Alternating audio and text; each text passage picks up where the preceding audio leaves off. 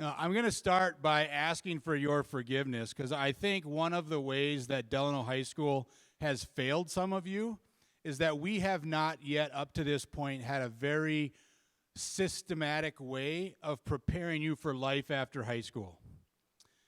We're working on that, okay? And I know that some of this conversation that you're going to hear today is potentially a little bit late for some of you, but I've had the pleasure of listening to Luke Greiner speak on 2 different occasions, and it might seem a little nerdy, but I get really excited about the message that he's going to share with you.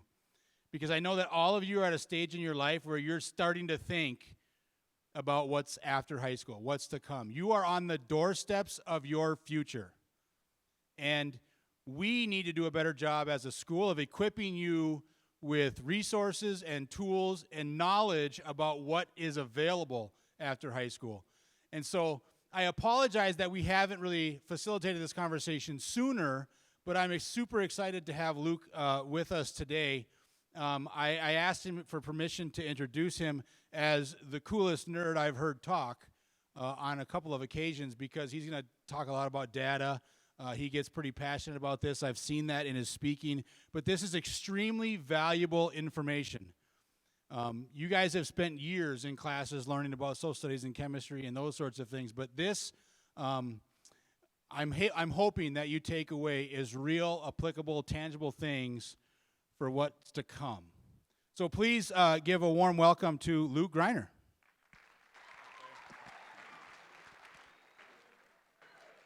Hello, everyone. Yeah, so I'm a labor market analyst. Looking at this title, in hindsight, it kind of looks like I'm supposed to be a motivational speaker. That I am not, so you're not going to get that from me. I'm a labor market analyst. I'm an economist. I research the economy, like where people work, how much they make, who they work for, all that type of information. I work for the state of Minnesota, and I work for the Labor Market Information Office. So we produce all the economic data for the state, and we operate as agents of the Bureau of Labor Statistics at the Fed. And it doesn't really get any nerdier than that. And the reason why I'm here and why Barry and other folks in education have heard me, again, so I don't work in education. I don't work for the education department, Office of Higher Education, not in education whatsoever, never will be. Why I'm here is because what we do is we look at economic outcomes, we look at workers, how much they make, all that sort of stuff, and we can see what happens to students out of high school and out of our colleges in the world of work. And there's so many bits and pieces of information that I wish I had when I was younger, and I'm hoping to share some of this type of insight that I wish I would have had when I was going through high school. I graduated from a super small high school. I didn't even know we had a counselor, to be honest, or at least a counselor that could help make decisions about careers. My counselor, the only thing I saw her do was just deal with like behavioral issues and stuff like that. So I didn't even know that I could even go to her. So it's cool that you guys actually have multiple counselors. So I'm going to roll through kind of some slides here.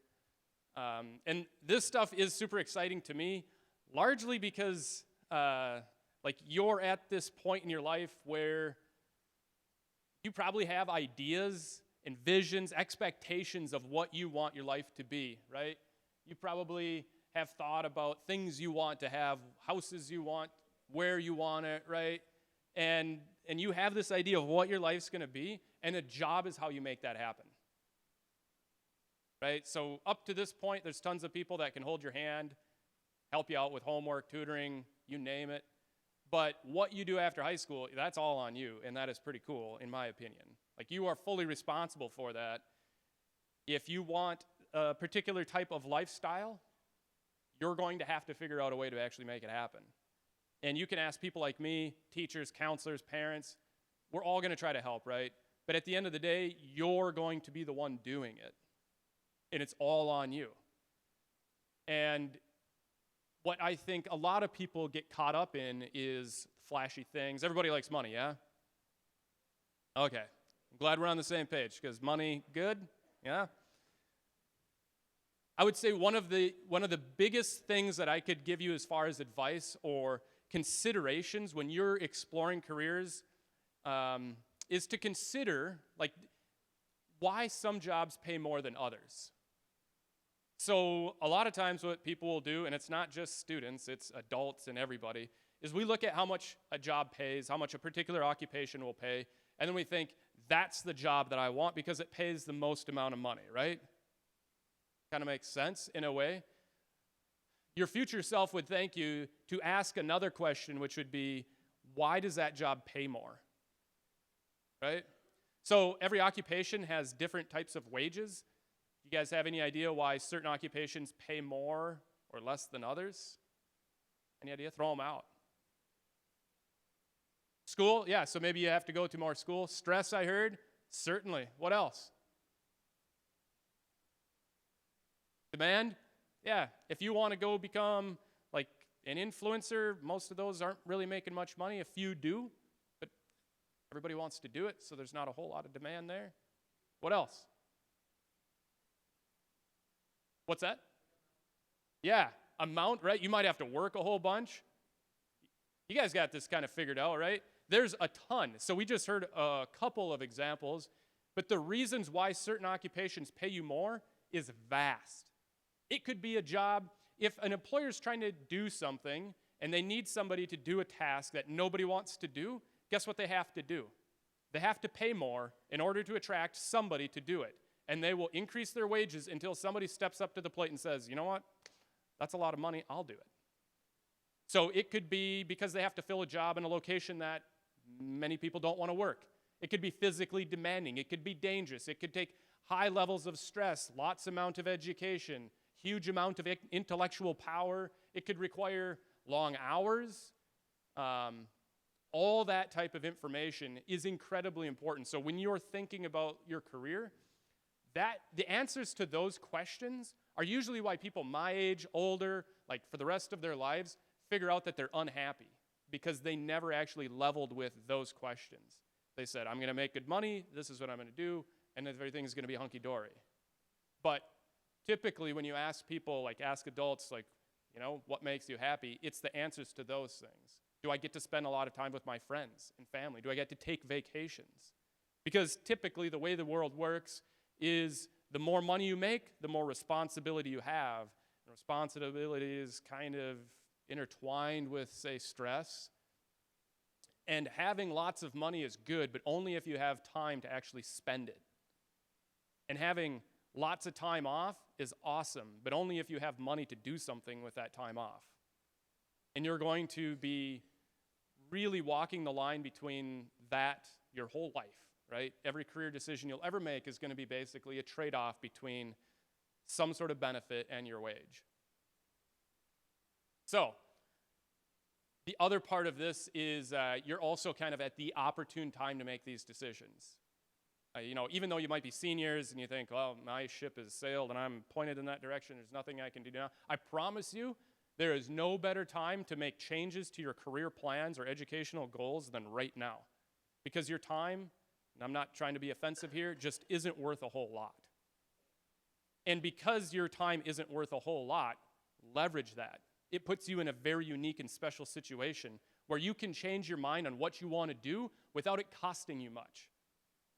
10 years from now, your time is going to be worth a whole lot more than it is right now, which means if you need to pivot and it's going to cost you a considerable amount of time, it's going to cost you a considerable amount of money, right? Every single year from here on out, your time is going to be worth more and more and more. And the longer you stick down a path that isn't really a good fit, just the longer it's going to take for you to actually find a good fit and make meaningful amounts of money.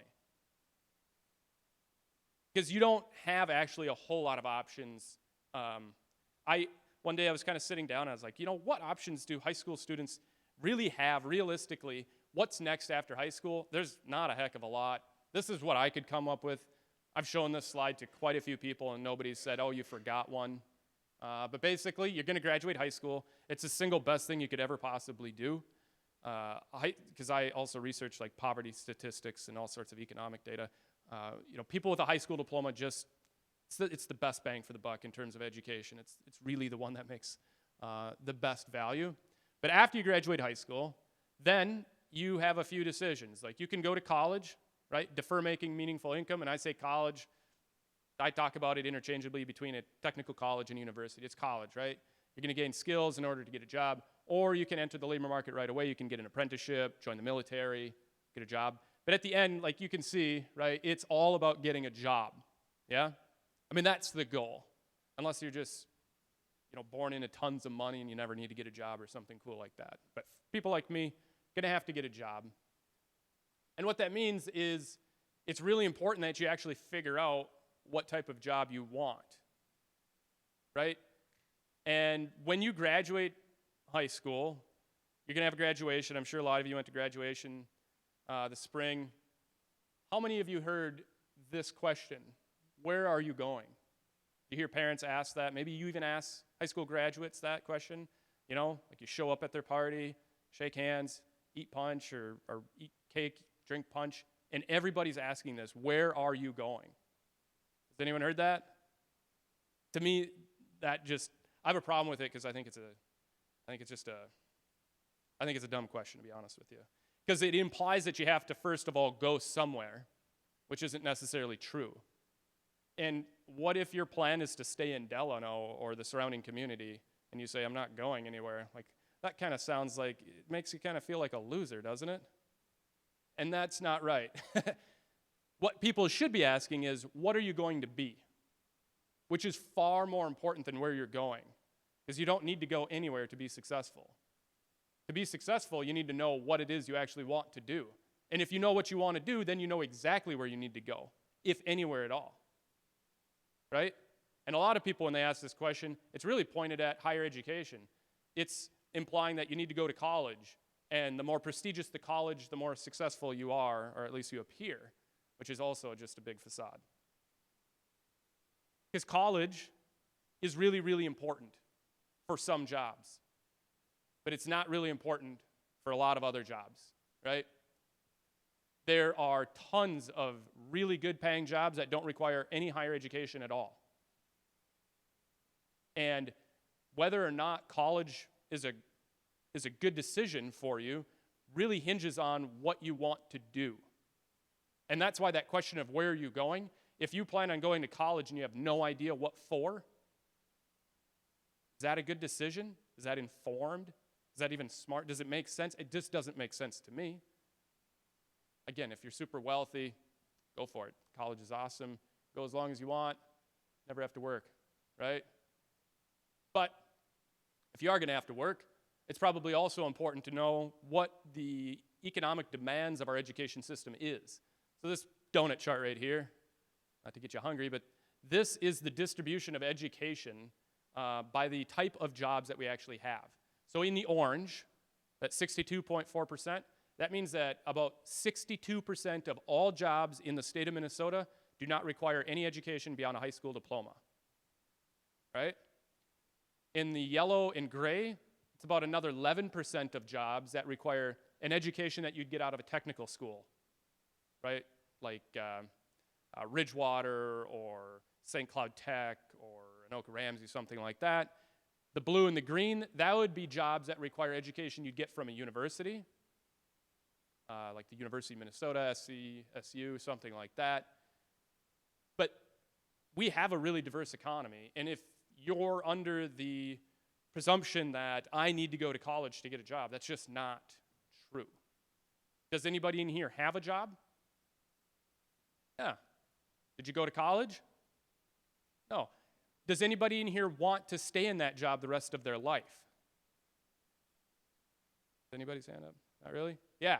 So you're working in what we'd call an entry-level job because you're entering the labor market, all right? So within this orange, there's maybe like 60, 70% of those jobs that are the ones that you would work in high school. They're held by high school graduates. A lot of them that are entry level have relatively low pay, right?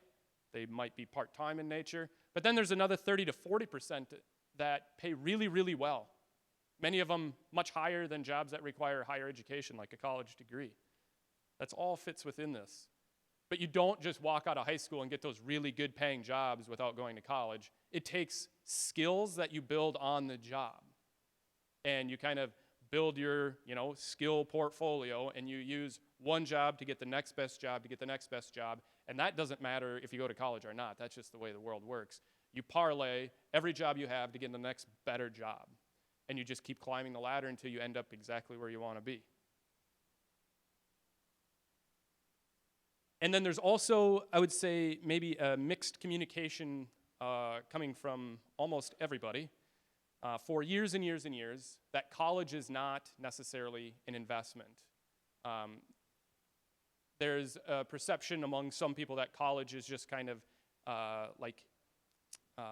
transactional. I go to college and I make more money. Have you ever seen the charts where it shows, people with a graduate degree, they make this amount of money, people with a bachelor's degree make that amount of money, people with an associate's degree make this, high school diploma, so on and so forth. And you look at that, and the more education you have, the more money you make. Has anyone ever seen a chart that looks like that? Yeah. That is true on the nose, but it is completely full of nuances. What that chart shows is like an average typically. Most people that put it together don't even use the median, which you should always do when you're using wage data. They use an average, and what that average covers up are the people that have very high levels of education that make very little amounts of money, and the people with very low amounts of education that make a whole bunch of money. And all the differences in between are really, really important because college is an investment. There's risks with going to college, just like there's risks involved with buying a house or investing in a business or anything like that. I look at it very much the same way. Again, we studied data about the outcomes of college graduates, and I'll kind of show you the wide variety of outcomes. So if you assume that going to college will make you a success, I would say that's a pretty risky assumption. And if it was free to go to college, or costs you the same as like a pack of gum or something like that, like no big deal, but obviously college is not free, and it's not cheap. This is typically the way this problem perpetuates, is these decisions about college in our country for many years has been basically formed like this. First, you pick a college, right?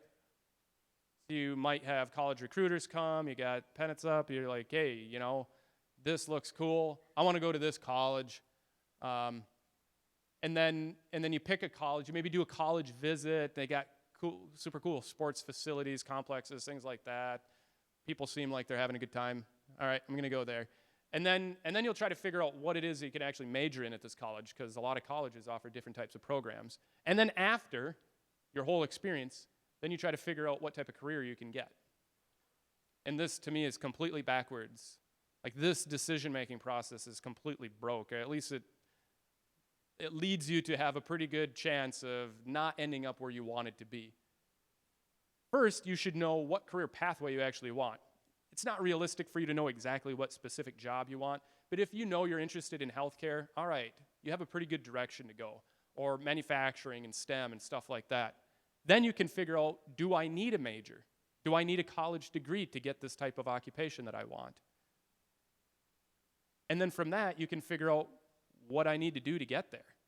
Because what if the job that you want, that occupation, you actually don't need to go to college? What's more beneficial is for you to get on-the-job experience and work your way into this type of position, which is very common with a lot of really good paying jobs. And the big thing that I say that is because college is not designed to be a career exploration activity. I can't tell you how many times I've talked to parents of students, like high school seniors, and they tell me, yeah, they're going to college, and we hope they figure it out. They're just going to try to figure it out. College is not designed to figure it out.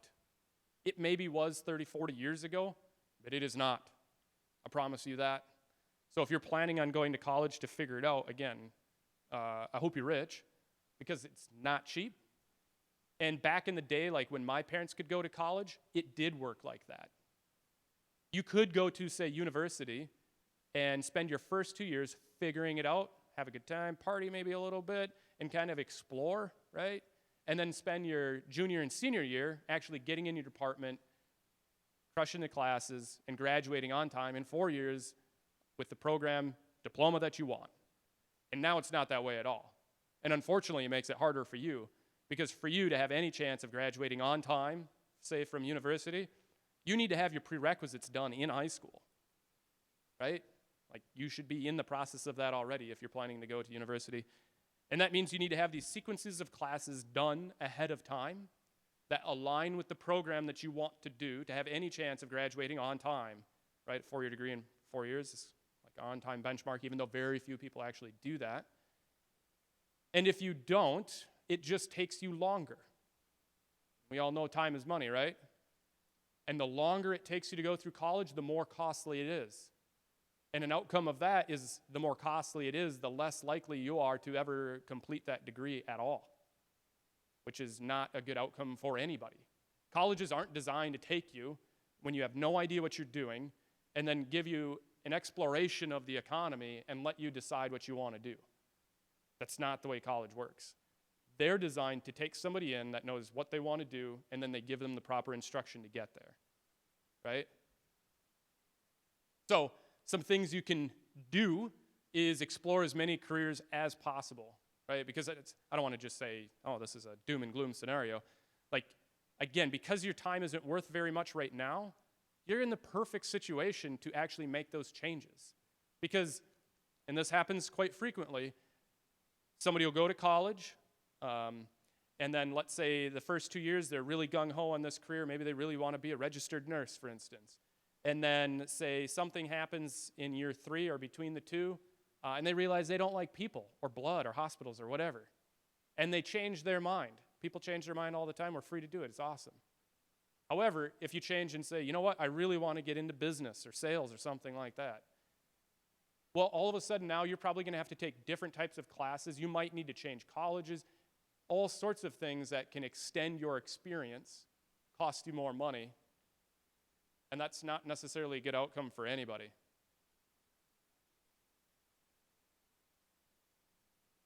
Yeah, there's a bunch of different ways to gain this type of experience. The one thing I'll say for all of you that have jobs or thinking about working, the amount of money that they're paying you is not really your big benefit. The experience you gain right now is incredibly valuable. Even if you hate your job, I promise you, you're probably getting more out of it than the employer, because you're learning what you like and don't like. And just actually be observational. This is something that I wish I would have known. Take a look around. When you see people doing their job, ask yourself, like legitimately ask yourself, is that look interesting to me? Would I like to know more about that? If the answer is yes, go ask that person. You know what everybody's favorite subject is? Themselves. People just love to talk about themselves. Ask them about themselves. I promise you, most people will open up. And that's great insight.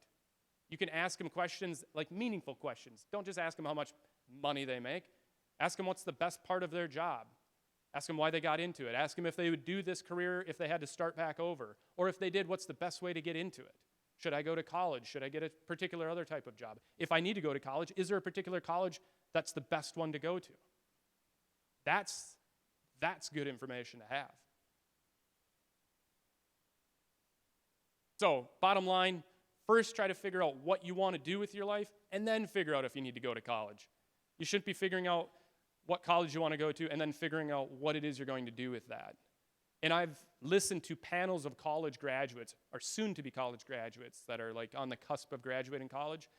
And uniformly, what I hear from them is, you know, if they were to do it over or give advice to incoming freshmen, it would be, I wish I knew what it was I was being prepared for.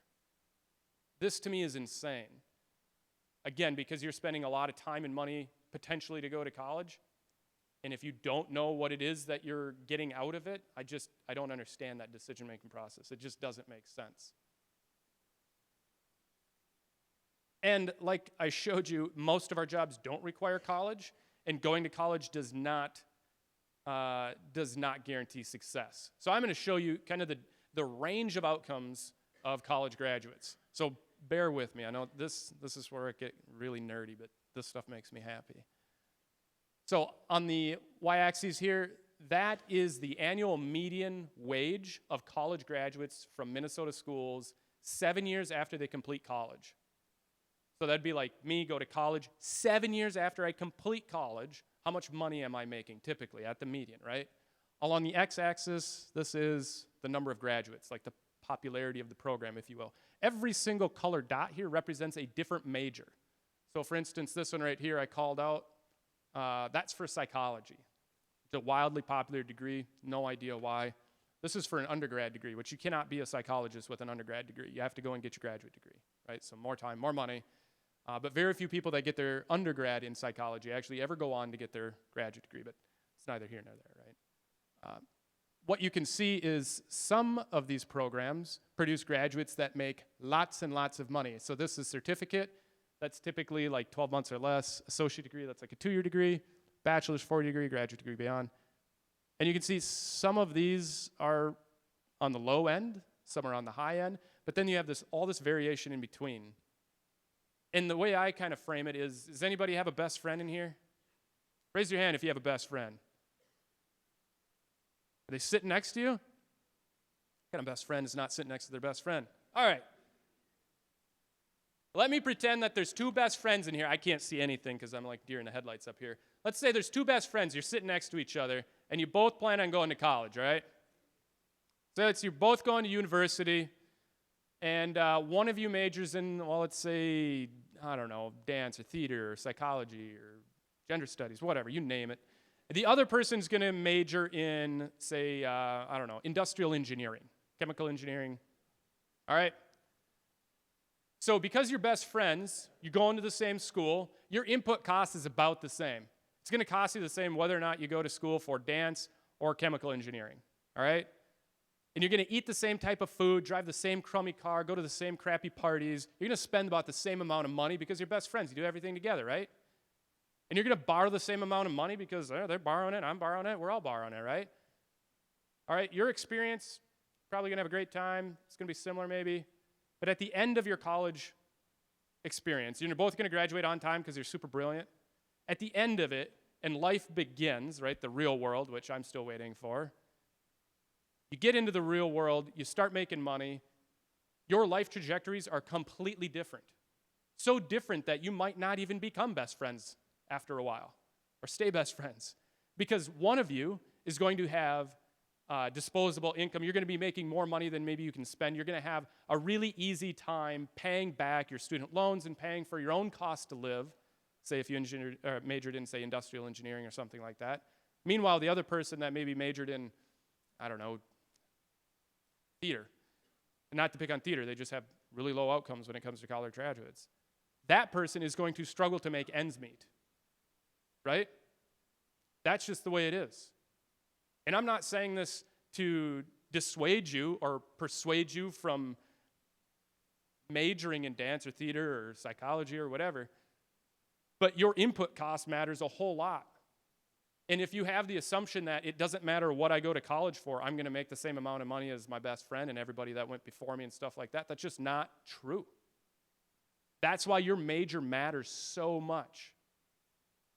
And also why if the job you don't, the job you want doesn't require college, then college might not be the best decision either. It really depends on what you want to do and how you actually invest your own time and money. So like this is just an example of how this can play out. So these are all bachelor degree graduates from these type of programs. These are the specific majors. And this is looking 2, 3, 5, and 6 years after college. And this is their hourly wage at the median. And you can see by year 6, none of them are making $20 an hour. And this is only the wages for successful college graduates. If you're defining success by going to college because you can make lots of money, that's an incomplete picture. Because college is not free, it's not cheap. And your ability to be successful, even if you do major in a program that has pretty low earning potential, that's not all doom and gloom as long as you responsibly finance it. Maybe instead of borrowing the same amount of money as your best friend that's majoring in chemical engineering, maybe you work your way through college, right? Maybe you spend less money. Maybe you don't go to Mexico on spring break. Like, you're going to have to do things differently because your lifestyle is going to be differently because college isn't free. This is basically just the situation you want to avoid. You know, this is kind of our idea of what we want to avoid is you come out of high school and you still have no idea what you want to do, right? So if you still have no idea what you want to do, There is a tool, we have lots of tools, but it's called Career Pathways, and it shows you what occupations are actually in demand. Because believe it or not, even though we have a super tight labor market, we still have like 14,000 fewer workers than we did in February 2020 in the state. Some type of skills are just not valued. And if you want to make sure that the type of skills you acquire are valued, when I say valued, like through wages, the more valuable you are, the more money you get paid, you can go to this Career Pathways tool, and you can filter out kind of these right here. These are just like different career clusters. So if you're interested in health science, you'd click on the health science one, and it'll show you the most demanded occupations in that field, and then show you the type of wages. You can click on the bar, the dot, and it'll show you like a 90-second video of the day in the life. And this stuff, again, I'm super excited about it because it's really exciting. You get to do whatever the heck you want to after high school, right? I mean, you own the decisions that you're making right now in your future self. You will get to do what it is you want to do, and nobody really can tell you otherwise. You might have people telling you need to go to college to be successful, or you need to do this, or you need to do that, but after you turn 18, you get out of these doors, like, it's up to you. And if the path that you want to take isn't the path that somebody is trying to convince you to take, guess what? They're not going to be doing it. If I tell you need to go to college, and you should go to college for chemical engineering because you can make bank, well, what if you're not interested in chemical engineering? I'm not going to be doing the job you are. So that's why it's really important to kind of come to terms with yourself and accept that all of you are different. You're all very, very unique, right? Which means you have unique gifts and abilities, some God-given talents that makes you special. Figure out what those are. If you can figure out what makes you unique and special, you're going to be leaps and bounds ahead of most people I've ever met. Because if you know what makes you tick, know what you're good at, and even if it seems really bizarre, right? Maybe it's not something very easy to describe. If you can figure out a way to leverage that in the labor market, that is how you become successful. The most successful people in the world know exactly what they're gifted at, and they are leveraging that. If you're really, really creative, figure out how you can leverage that creativity in the labor market and get paid for it. That is how you not only have like job satisfaction because you're actually harnessing something you're good at and you enjoy, but then you're actually getting a monetary reward. You're making money more money because you're actually good at it, you enjoy it. So yeah, talk to employers, as many as you can, even the employers that you're working for. We know that college is not free, but there are a lot of employers that are willing to pay for your college, in fact. Talk to any of your employers on the front end. For a lot of employers, they use this as a workforce retention and development strategy. And the way this works is it's kind of a one-way street. You don't go to your employer after you've gone to college, racked up some student loans, and then come back and say, hey, would you pay me back for my student loans? You have to do it on the front end, typically. And a lot of employers, in fact, most employers I ever talk to, offer tuition assistance. They're able and willing to pay you to go to college. And typically, in return, you have to agree to work for them for it's typically not a very long time, maybe 6 months or a year. And that's an awesome way to finance your education. I highly recommend it. Plus, it gives you an idea of the type of opportunities that you have.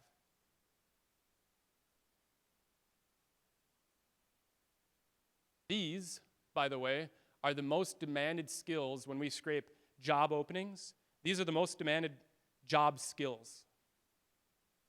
Does anybody know where you can get those?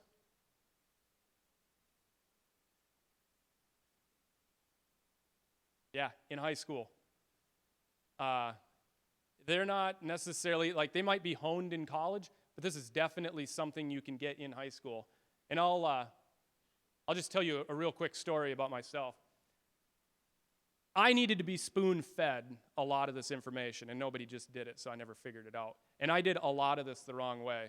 It was a childhood dream of mine to join the military, so I did that immediately after graduating high school. Joined the military.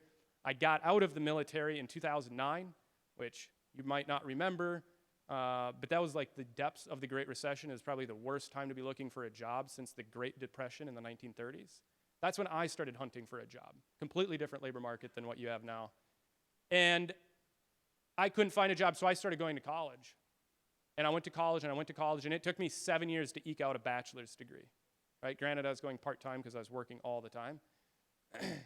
But the reason it took me so long is because I changed my mind. Like I went to like 4 or 5 different colleges, 5 or 6 different majors. If I had to pay for that myself, I would still be paying off my student debt. I would not have the lifestyle I have. Instead, I had the GI Bill, right? So I had the government paying my way. I was able, in fact, to save for retirement in my early 20s while I was going to college and supporting a wife. And I have everything I could ever want now. Thankfully, it all worked out for me. But a lot of people do the exact same thing I did, but they end up having to pay for it themselves. Don't do it. You can't afford it, I promise you. And even though you might think, oh, I'll just join the military like Luke did, like statistically 1% of you ever will. So most people won't ever do that either. There's a lot of this stuff that you just don't need to learn the hard way. So that's kind of why I do this type of research. I really appreciate your time. Like I said, you guys are in the absolute best place to make these types of decisions. And the last thing I'm going to say is don't be afraid to quit. I was just in a high school yesterday, and there were signs up everywhere saying, don't quit. If you're going to quit something, quit not because it's hard, but quit because it's not a good fit, right? And the faster you quit something that is not a good fit for you, the faster you can gravitate towards where you should actually be going. So with that, I thank you for your time. Good luck.